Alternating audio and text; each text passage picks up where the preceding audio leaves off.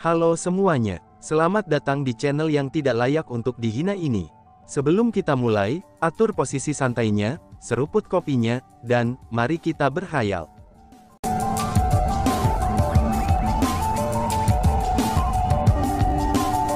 Melanjutkan cerita sebelumnya. Hehehe, Ratu, yakinlah, aku pasti tidak akan ceroboh kali ini. Chu Feng berbicara dengan percaya diri. Dan kemudian, Chu Feng mulai mencoba melakukan terobosannya. Namun sayang untuk kali ini, Chu Feng gagal. Chu Feng terus berusaha membuat terobosan 3 kali berturut-turut. Namun pada akhirnya, ia masih gagal. Chu Feng memutuskan bahwa dia tidak memiliki pemahaman yang cukup terhadap cara kultivasi bela diri.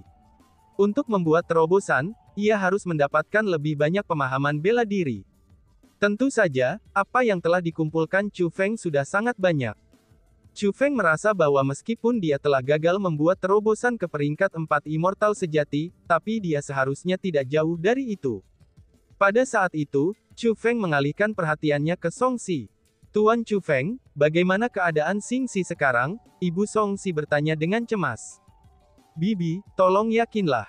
Meskipun Song Si masih tidak sadarkan diri, ia telah berhasil menyatu sangat lancar dengan warisannya. Dalam beberapa hari singkat, dia sudah bisa bangun, kata Chu Feng. Sebenarnya, Chu Feng berbohong kepada Ibu Song Si. Situasi Song Si sama sekali tidak optimis. Itu sendiri masih menjadi pertanyaan, apakah Song Si bisa bangun atau tidak. Namun sayang, Ibu Song Si tidak akan bisa hidup lama. Sebab itulah, Chu Feng ingin membiarkannya pergi dengan nyaman. Itu benar-benar hebat, ucap si ibu-ibu. Tentu saja, melihat ekspresi serius di wajah Chu Feng, Ibu Song Si menjadi semakin tidak khawatir. Tuan Chu Feng, sementara aku tidak tahu kapan Song Si akan bisa bangun, aku tahu ketika Song Si bangun, itu akan menjadi pertanyaan dalam dirinya sendiri, apakah dia akan dapat menanggung atau tidak kekuatan warisan itu. Tentu saja akan lebih baik jika dia mampu menanggungnya. Namun jika dia tidak dapat melakukannya, dia pasti akan dirasuki iblis dan menjadi sangat berbahaya. Jadi Tuan Chu Feng, aku punya permintaan yang lancang. Aku harap kamu tidak terus mengawasi Song Si. Tapi sebaliknya, kamu harus meninggalkan tempat ini. Ambil ini. Ibu Song Si menyerahkan kunci untuk membuka gerbang, dan juga 2 spanduk yang dapat menyingkirkan sebagian pembatasan dari Gunung Suci serta Kosmos Sak kepada Chu Feng. Bibi, apa yang kamu lakukan? Tanya Chu Feng. Tuan Chu Feng, aku mohon padamu, aku tidak ingin Song Si menyakitimu. Jadi tolong kembali ke sini setelah 1 tahun. Jika Song Si mampu menahan warisan, ia pasti masih hidup setelah 1 tahun. Namun jika dia tidak dapat menahannya, kamu akan dapat menguburnya saat itu, kata Ibu Song Si. Baiklah Bibi, aku akan melakukan itu, balas Chu Feng saat menerima kunci dan spanduk kecil. Namun, Chu Feng tidak menerima Kosmos Sak. Tuan Chu Feng, tolong terima itu juga. Ini akan bermanfaat bagimu, kata Ibu Song Si. Bibi, aku tidak akan mengambil itu. Chu Feng menggelengkan kepalanya, dan dia bertekad dalam penolakannya. Jika Song Si benar-benar sekarat, Chu Feng akan menggunakan isi dari Kosmos Sak itu, dan Chu Feng tidak begitu keras kepala. Namun karena Song Si masih hidup, Chu Feng tidak akan menyentuh Kosmos Sak itu. Wong Si benar-benar beruntung bertemu orang baik sepertimu. Ibu Song Si sangat tersentuh, sampai dia mulai meneteskan air mata dalam diam. Dari cara Chu Feng menolak Kosmos Sak, ia dapat mengatakan bahwa Chu Feng benar-benar berpikir demi Song Si, bahwa ia benar-benar menganggap Song Si sebagai temannya. Setelah 4 jam berlalu, Ibu Song Si menjadi semakin lemah. Chu Feng tahu bahwa waktunya telah tiba, dan dia akan segera mati. Ibu Song Si juga memperhatikan ini. Karena itulah, ia masuk ke peti mati ayah Song Si. Tidak lama kemudian, Ibu Song Si terengah-engah. Chu Feng mengatur pembentukan formasi pada Ibu Song Si. Pembentukan formasi itu akan memungkinkan mayat Ibu Song Si tetap awet, dan tidak akan membusuk. Setelah itu, Chu Feng tinggal di sini selama beberapa hari lagi. Dari waktu ke waktu, Chu Feng akan mengatur formasi di sekitar Song Si untuk membantunya. Namun tetap saja, itu akan tergantung pada Song Si sendiri. Chu Feng tidak akan bisa berbuat banyak untuk membantunya. Di sisi lain, Chu Feng masih melakukan semua yang dia bisa untuk membantunya. Hanya ketika Chu Feng memutuskan dia tidak bisa tinggal di sana lagi, karena dia perlu melanjutkan ke domain formasi spiritual abadi. Dan akhirnya dia pun pergi. Domain formasi spiritual abadi. Seperti namanya, tempat itu pastilah tempat suci bagi para spiritualis dunia. Namun, karena domain formasi abadi saat ini dijaga oleh klan ular era kuno, itu bukan tempat di mana siapapun bisa datang dan pergi sesuka hati. Dengan demikian, tidak ada banyak orang di sekitar domain formasi abadi. Selain itu, demi tidak melewatkan kesempatan, mereka yang memiliki token undangan, mereka umumnya akan melanjutkan ke domain formasi abadi sebelumnya. Sangat sedikit orang akan bergegas di waktu seperti Chu Feng. Dengan demikian, Chu Feng bertemu sangat sedikit orang dalam perjalanan ke sana. Hanya ketika Chu Feng hendak mencapai domain formasi abadi, dia pun bertemu sekelompok orang. Mereka adalah 3 pria dan seorang wanita. Pada saat itu, mereka semua berada di dalam formasi penyembunyian. Sementara formasi penyembunyian itu adalah karya spiritualis dunia jubah kibadi tanda serangga, dan Chu Feng masih bisa melihat melalui itu dengan sekilas. Chu Feng bisa melihat dengan jelas segala sesuatu yang terjadi di dalam formasi penyembunyian itu. Dari ketiga pria itu, 2 agak kurus, dan yang lainnya agak gemuk. Mereka semua memiliki penampilan yang sangat biasa. Selain itu, mereka tidak terlalu tua. Mereka semua adalah generasi yang lebih muda di bawah 100 tahun. Adapun kultivasi mereka, mereka semua peringkat 1 abadi sejati. Meskipun usia mereka sudah cukup tua jika dibandingkan dengan Chu Feng, namun tetap saja bahwa beberapa orang di alam atas Cilio Kosem besar, itu dapat mencapai ranah immortal sejati dalam waktu 100 tahun. Dari sini dapat dilihat bahwa, ketiga pria itu adalah individu yang luar biasa. Bahkan mereka memang individu yang luar biasa. Tidak hanya mereka semua mengenakan pakaian yang indah, tetapi ada juga token yang identik di pinggang mereka, Secret Pill Villa. Chu Feng telah mendengar tentang Villa Pil Suci dari Villa Master Immortal Armament. Itu adalah kekuatan yang sama terkenalnya dengan Immortal Armament Villa. Hanya saja, Immortal Armament Villa terkenal di seluruh dunia karena kemampuan penyempurnaan persenjataan mereka, sedangkan Villa Pil Suci terkenal di seluruh dunia karena berbagai kemampuan pil obat mereka. Villa Pil Suci memiliki ketenaran luar biasa. Mereka dikenal sebagai kekuatan lurus di alam atas Cilio Kosem besar. Namun sayangnya, ketiga jenius dari Villa Pil Suci melakukan sesuatu yang jahat. Pada saat itu, tidak hanya mereka bertiga memukuli wanita itu, tapi mereka juga menghinanya sesuka hati. Wanita itu sangat ketakutan, dan meringkuk di tanah. Meskipun dia dipukuli dan dihina, tapi dia tidak berani mengatakan apa-apa. Saat Chu Feng mendekat, dia bisa melihat dengan jelas bahwa wanita itu masih sangat muda. Daripada memanggilnya seorang wanita muda, maka akan lebih akurat untuk memanggilnya seorang anak. Dia sepertinya baru berusia 12 atau 13 tahun. Kulitnya sangat putih, sementara wajahnya tidak bisa dikatakan sangat cantik, tapi wajahnya sangat bersih.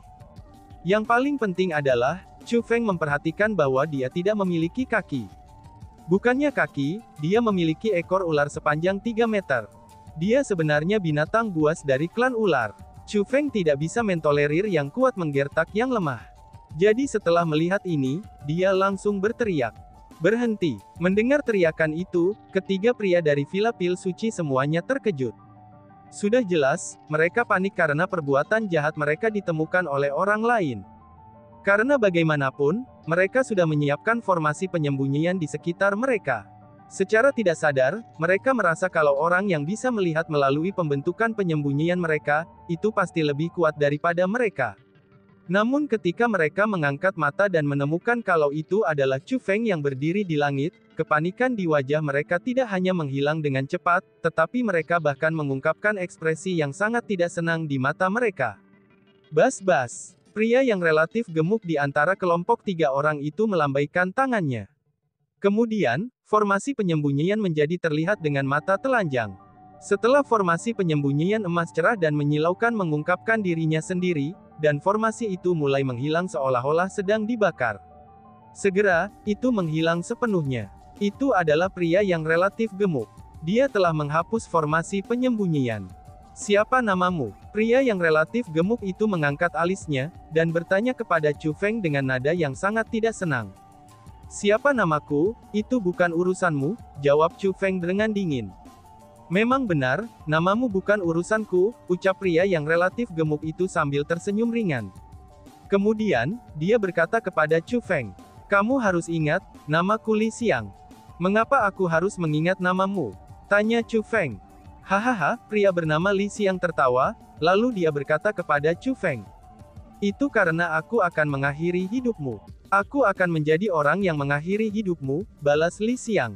Setelah mengucapkan kata-kata itu, Li Xiang tiba-tiba mengangkat tangannya, dan menembakkan pukulan telapak tangan ke arah Chu Feng.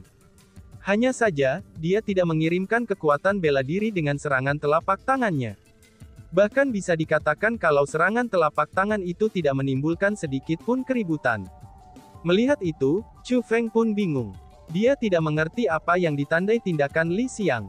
Dia tampaknya berencana untuk menyerangnya, namun tidak ada jejak kekuatan bela diri dalam serangannya sama sekali. Hahaha, tepat pada saat itu, Li Xiang tertawa terbahak-bahak. Saat Li Xiang tertawa, dia menunjuk ke arah Chu Feng dan berkata kepada dua temannya. Lihatlah, betapa takutnya dia. Aku hanya membuatnya takut. Dia benar-benar berpikir bahwa aku benar-benar berencana untuk membunuhnya. Lihat dia sampai takut setengah mati.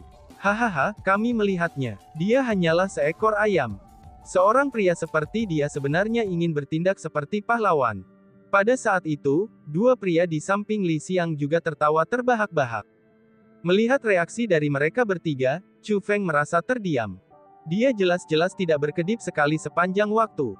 Bagaimana mungkin dia takut? Pada saat itu, Chu Feng menyadari bahwa meskipun ketiga orang itu memiliki bakat jenius dalam kultivasi bela diri, tapi kecerdasan mereka mirip dengan orang bodoh. Mungkin karena mereka terlalu bodoh, Chu Feng tidak mau repot-repot dengan mereka. Dengan demikian, ia langsung mendarat dari langit dan mendukung gadis kecil berekor ular itu. Bocah yang tidak tahu luasnya langit dan bumi, aku memintamu untuk tidak ikut campur dalam urusan orang lain. Li Xiang mengancam Chu Feng. Chu Feng mengabaikannya, dia bertanya kepada gadis kecil berekor ular itu. Mengapa mereka memukulimu? Tanya Chu Feng. Hei bocah sialan, apakah kamu berpura-pura tidak mendengar apa yang dikatakan ayahmu? Apakah kamu tidak menempatkan kami di matamu? Tampaknya kamu harus diberi pelajaran, atau kamu tidak akan tahu seberapa kuat kakekmu ini, ucap Li Xiang. Saat Li Xiang berbicara, dia melepaskan aura immortal sejati peringkat 1. Penindasannya juga segera meluap untuk menelan Chu Feng. Dia berencana untuk meniup Chu Feng pergi dengan kekuatan yang menindasnya, itu untuk mengungkapkan betapa kuatnya dia. Namun ketika penindasan itu tiba di depan Chu Feng dan melewatinya, gaun dan rambut Chu Feng berkibar dengan kekuatan menindas juga. Debu di sekitarnya juga melonjak ke langit, namun Chu Feng tidak bergerak sedikit pun. Selanjutnya, dia tidak terluka sama sekali. Kamu, Li Xiang segera membuka mulutnya lebar-lebar karena terkejut. Dan kemudian, dia melihat kedua pria di sampingnya. Kedua pria itu memiliki ekspresi yang sama dengan Li Xiang. Mata mereka juga terbuka lebar, dan lidah menjadi kaku. Mereka benar-benar terpana, dan ketidakpercayaan memenuhi mata mereka. Itu sudah jelas, tidak ada dari mereka yang mengerti mengapa Chu Feng sama sekali tidak terluka, itu setelah Li Xiang menyerang dengan kekuatan menindasnya. Tepat pada saat itu, dengan pikirannya, Chu Feng melepaskan penindasannya juga. Dalam sekejap mata, penindasannya tiba di depan Li Xiang dan dua temannya. Mereka bertiga tertangkap basah, dan terhantam hingga berguling-guling di tanah oleh kekuatan penindasan Chu Feng. Untungnya, Chu Feng masih bersikap lunak. Maka setelah ketiganya berguling beberapa puluh meter di tanah, mereka berhenti berguling. Mereka tidak terluka, dan ketiga pria itu segera bangkit dari tanah. Pada saat itu, terutama untuk Li Xiang, ekspresi mereka bertiga memandang Chu Feng telah berubah. Oh surga, kamu benar-benar peringkat 2 True Immortal. Setelah merasakan kultivasi Chu Feng, Li Xiang dan yang lainnya memiliki perubahan besar dalam ekspresi.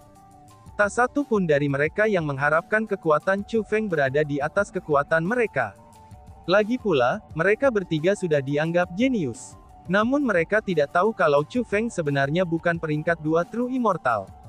Tapi sebaliknya, dia adalah peringkat 3 True Immortal. Chu Feng sengaja menyembunyikan kultivasinya. Alasan untuk itu adalah, karena dia tahu bahwa apa yang telah terjadi di Immortal Armament Villa pasti akan menyebar. Adapun informasi tentang dia yang akan menyebar, itu akan mengatakan bahwa dia adalah peringkat 2 True Immortal. Demi menjaga terhadap yang tak terduga, Chu Feng sengaja menyembunyikan kultivasinya, sehingga ia akan memiliki kartu lain di saat terdesak. Sementara Chu Feng hanya menyembunyikan satu tingkat kultivasi, tapi satu tingkat kultivasi itu sudah cukup untuk menangkap lawannya yang lengah. Pada saat itu, tatapan Chu Feng berubah tajam. Bahkan suhu di sekitarnya menjadi dingin. "Bocah, apa yang ingin kamu lakukan? Kami adalah murid utama dari Villa Pil Suci. Jika kamu berani melukai kami, kamu harus menanggung konsekuensinya," kata Li Xiang. "Katakan padaku, mengapa kamu semua menyerang gadis kecil ini?" tanya Chu Feng dengan tegas. Wush! Tepat pada saat itu, gadis ekor ular itu berbalik dan menyelam jauh ke bawah tanah. Dia dengan cepat melarikan diri. "Apakah kamu melihat itu?" Bocah itu mencoba bertindak seperti pahlawan dan menyelamatkan seekor cewek. Namun setelah menyelamatkannya, dia pergi tanpa memperhatikannya. "Ini adalah apa yang kamu dapatkan karena ikut campur dalam urusan orang lain," kata Li Xiang kepada dua pria di sampingnya. "Betul, untuk ikut campur dalam urusan orang lain, maka layani dia dengan benar," ucap keduanya yang setuju. "Cepat katakan, apakah kamu juga dalam perjalanan ke domain formasi abadi?" Li Xiang berbalik untuk bertanya kepada Chu Feng, dan Li Xiang sudah berdiri kembali. Dan juga, sikapnya masih sangat arogan. Meskipun mereka terkejut dengan fakta bahwa kultivasi Chu Feng melampaui mereka sendiri, tapi mereka tidak takut padanya. Mungkin ini karena mereka merasa kalau Chu Feng tidak akan berani menyakiti mereka, itu karena mereka berasal dari Villa Pil Suci. "Bagaimana jika aku melakukannya?" tanya Chu Feng. Karena dia berani ikut campur dalam urusan mereka, dia tentu saja tidak takut pada mereka. Selain itu, Chu Feng tidak melukai mereka. Dengan demikian, orang-orang dari Villa Pil Suci tidak akan memiliki alasan untuk membuat masalah. Bahkan jika orang-orang dari Villa Pil Suci datang dan membuat masalah baginya, Chu Feng tidak akan menjadi orang yang salah. Aku berani bertaruh, kamu pasti berpikir gadis itu adalah seseorang dari klan ular era kuno. Kamu menyelamatkannya, sehingga kamu dapat memperdalam hubungan kamu dengan klan ular era kuno, dan kemudian kamu dapat memasuki domain formasi abadi. Maaf saja bocah, tapi kamu salah dalam penilaianmu. Itu sama sekali bukan seseorang dari klan serpent era kuno. Tapi sebaliknya, dia hanyalah seekor ular yang mengerikan, kata Li Xiang. "Oh, aku hanya tidak bisa mentolerir tiga pria dewasa mengintimidasi seorang anak. Dan juga tidak ada niat lain di balik tindakanku." Chu Feng mengatakan kata-kata itu, dan kemudian melonjak ke langit. Dia berencana untuk melanjutkan perjalanannya. Dasar bocah. Melihat bahwa Chu Feng tidak menempatkan mereka di matanya, Li Xiang dan dua temannya merasa sangat tidak senang. "Minggir!" Tepat pada saat itu, teriakan marah terdengar dari belakang Chu Feng. Dia berbalik dan menemukan ada kereta perang yang terbang dengan cepat. Kereta perang itu tidak terlalu besar, namun itu memiliki penampilan luar yang mirip dengan kapal. Seluruh bentuknya berwarna perunggu, dan tampaknya sangat sombong. Sebuah spanduk besar terbang di belakang kereta perang itu, dan spanduk itu berkibar tertiup angin. Dua karakter besar disulam di spanduk dengan benang emas dengan nama, Han Yu. Selain itu, ada dua pria berdiri di depan kereta perang. Kedua pria itu sangat tinggi dan kuat, dan tingginya masing-masing setidaknya 4 meter. Adapun penampilan mereka, mereka sangat galak dan bahkan tampak jahat. Keduanya mengenakan baju besi perak. Dikombinasikan dengan tubuh mereka yang kuat, mereka tampak sangat megah. Adapun kultivasi mereka, mereka mengejutkan Chu Feng. Dari dua pria itu, satu dengan wajah panjang adalah peringkat 5 True Immortal, sedangkan untuk wajah kecoklatan, dia adalah peringkat 6 True Immortal. Selain itu, layak disebutkan bahwa mereka berdua sebenarnya juga anggota generasi muda. Meskipun mereka berusia lebih dari 90 tahun, dan jauh lebih tua dari Chu Feng, tapi sangat sedikit orang di antara generasi muda alam besar Ciliokosem besar yang mampu mencapai kultivasi mereka. Setelah semua, Chu Xianzuo hanya peringkat 4 True Immortal, tetapi kedua pria itu lebih kuat darinya. Kecepatan kereta perang itu sangat cepat. Pada saat yang singkat Chu Feng memeriksanya, kereta itu telah tiba di depan Chu Feng. "Aku menyuruhmu PL minggir, apakah kamu tidak mendengarku?" Pria dengan kultivasi peringkat 5 True Immortal berteriak. Kemudian, penindasan tanpa batas seger tersapu. Kekuatannya yang menindas itu berubah menjadi angin puyuh, dan langsung tiba di depan Chu Feng. Chu Feng pun tertangkap basah, dan terbawa angin puyuh itu. Mengikuti angin puyuh itu, dia mulai berputar di udara. Meskipun angin puyuh itu tidak membahayakan Chu Feng, tapi dia terpesona jauh olehnya. Ketika angin puyuh itu menghilang, kereta perang sudah melakukan perjalanan jauh. Pada saat itu, kemarahan yang mendalam memenuhi hati Chu Feng. Langit begitu luas, dan kereta perang itu begitu kecil. Di mana Chu Feng berdiri tidak akan menghalangi perjalanannya, tapi tindakan mereka sangat mengintimidasi. Hei bocah, kamu tidak berencana untuk mencoba membalas dendam pada mereka kan? Izinkan aku memberi tahumu. Ketiganya bukanlah orang-orang yang dapat kamu sakiti. Tepat pada saat itu, suara Li Xiang tiba-tiba terdengar. Chu Feng berbalik ke arah suara itu, dan menemukan bahwa Li Xiang dan dua temannya sedang berjalan ke arahnya. Dan tiba-tiba saja bersambung. Sekian dan terima kasih banyak. Bye-bye.